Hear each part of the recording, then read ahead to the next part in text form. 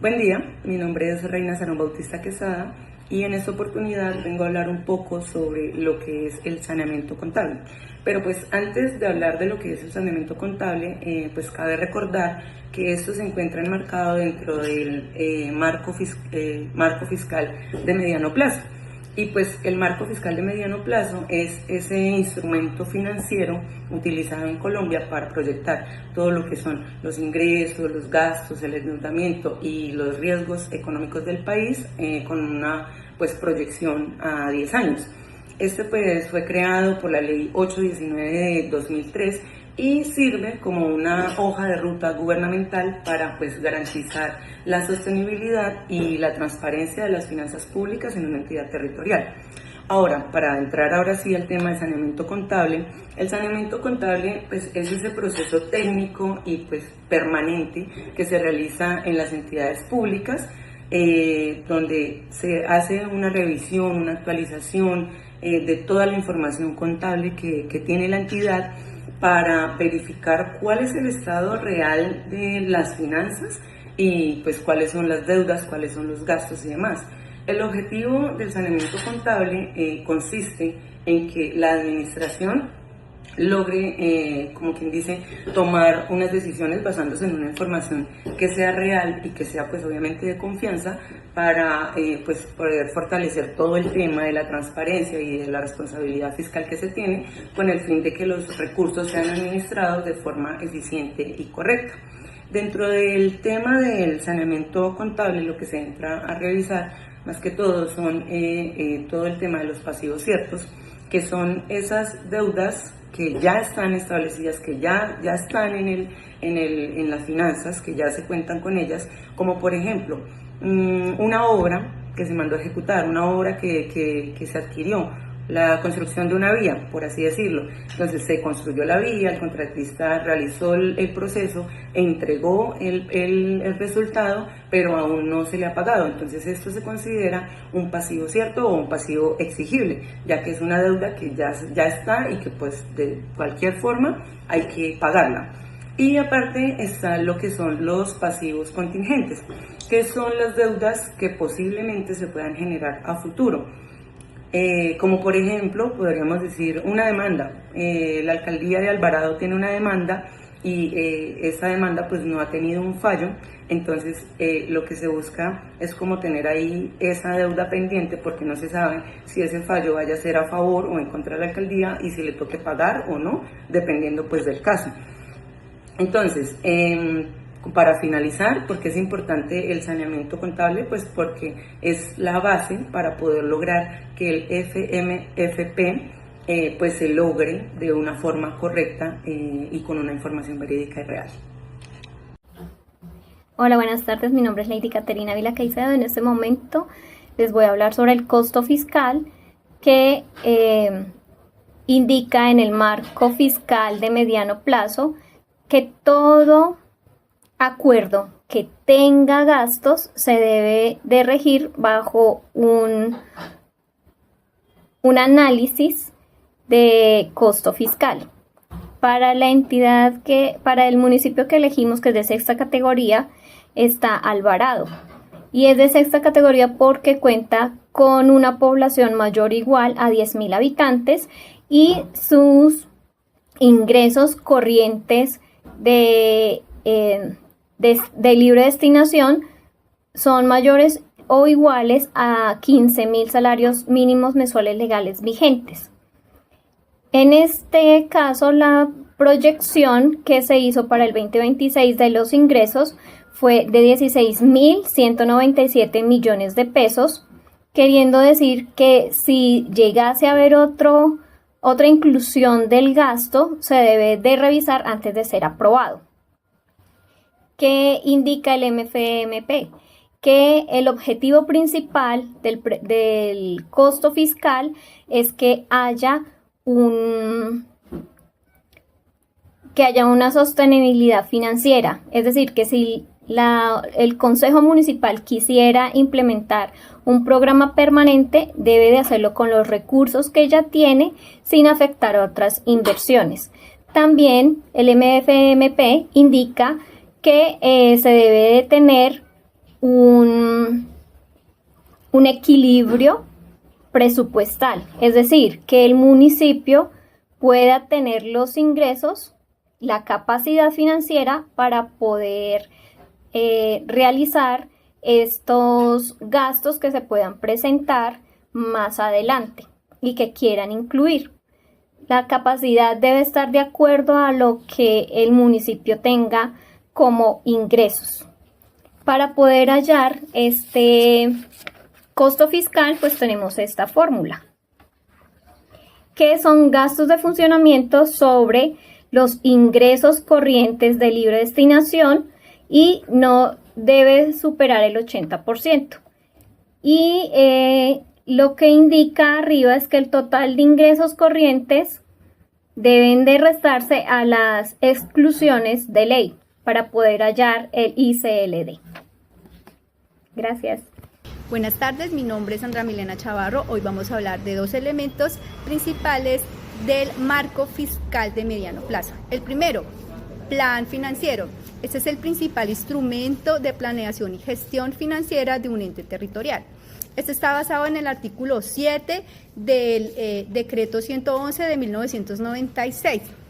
Este lo define como un instrumento de proyección de ingresos, gastos, deuda pública, déficit o superávit y el financiamiento de la deuda pública. ¿Para qué nos sirve esto? Para conocer el comportamiento financiero de dicho ente territorial durante un periodo de gobierno.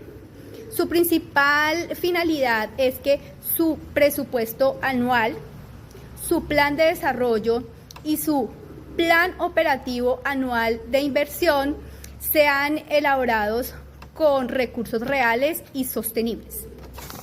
Segundo elemento, los lineamientos generales de proyección del plan financiero. Primero, el comportamiento de los ingresos. Depende de su evolución, asimismo se proyectarán los mismos más confiables. El segundo, el recaudo tributario. Entre esos está el predial y el ICA. Digamos que este refleja la capacidad que tiene el ente territorial de generar sus propios recursos. El tercero son las transferencias del gobierno nacional, sobre todo las del Sistema Nacional de Participación, porque estas dan cumplimiento a los programas de salud, de educación, entre otros.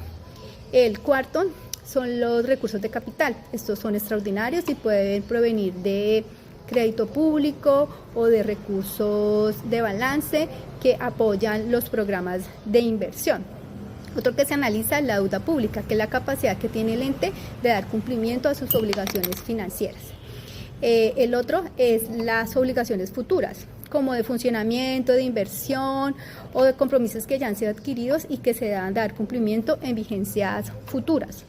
El último son las variables macroeconómicas, como la inflación, el crecimiento económico o el comportamiento de recaudo.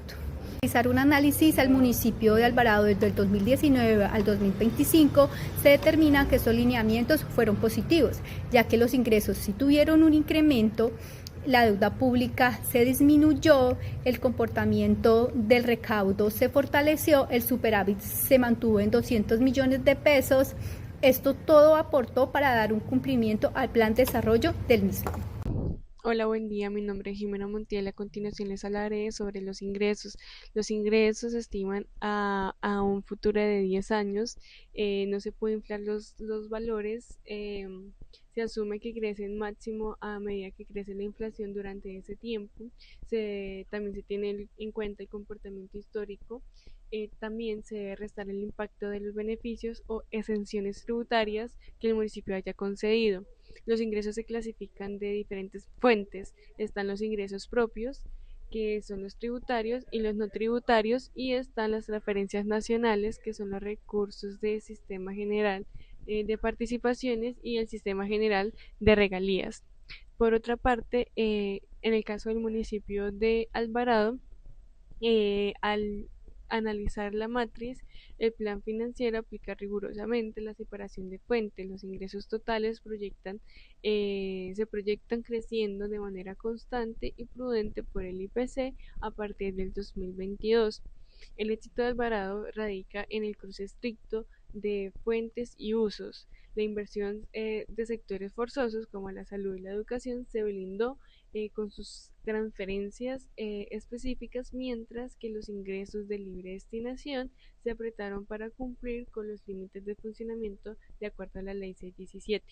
Esto permitió que se generara un ahorro necesario para pagar la deuda pública de 200 millones anuales sin desfinanciar las obras del territorio.